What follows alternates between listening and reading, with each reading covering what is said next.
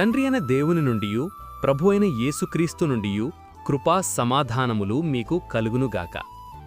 ఈరోజు దేవుడు తన పరిశుద్ధ గ్రంథములో నుండి మనకు అనుగ్రహించిన నేటి దేవుని వాగ్దానము యోబు గ్రంథము 22వ అధ్యాయము 28వ వచనం.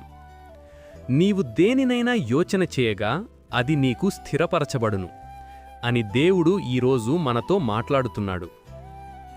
నా ప్రియ క్రైస్తవ సహోదరీ సహోదరులారా, దేవుని చిత్తమును తెలుసుకోవాలి అని ఆశపడే ప్రతి వ్యక్తి మొదట తన జీవితంలో ప్రార్థనను పెంపొందించుకోవాలి.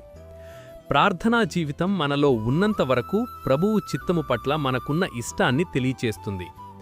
ప్రార్థనా జీవితం మనలో ఉన్నంతవరకు ప్రభువు చిత్తము పట్ల ఇష్టం బ్రతికి ఉంటుంది. మనము ప్రార్థించి ఏదైనా ఆలోచన చేసినా, ఏదైనా పనిని తలపెట్టినా దేవుడు తన చిత్త ప్రకారము నిన్ను నన్ను నడిపించుటకు అవకాశముంటుంది. నా ప్రియ క్రైస్తవ సహోదరీ సహోదరులారా, నీ ప్రార్థనా జీవితము స్థిరంగా ఉంచినట్లయితే ప్రభువు నీ ఆలోచనలను పనులను స్థిరపరుచును.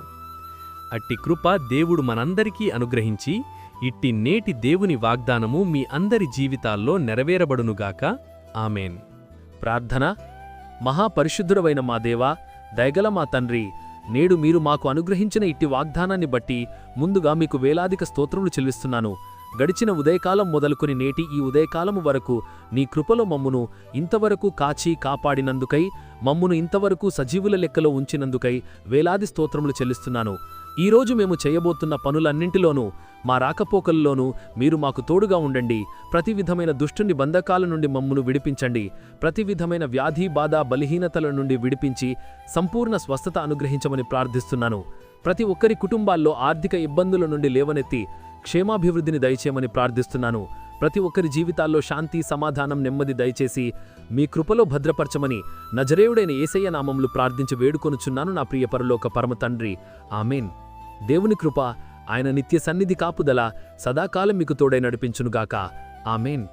నా ప్రియ స్నేహితులారా, మీరు ఇంతవరకు మన ఛానల్ని సబ్స్క్రైబ్ చేసుకున్నట్లయితే దయచేసి మన ఛానల్ని సబ్స్క్రైబ్ చేసుకోవాల్సిందిగా ప్రభు పేరిట మీ అందరికీ ప్రేమపూర్వకంగా మనవి చేస్తున్నాను.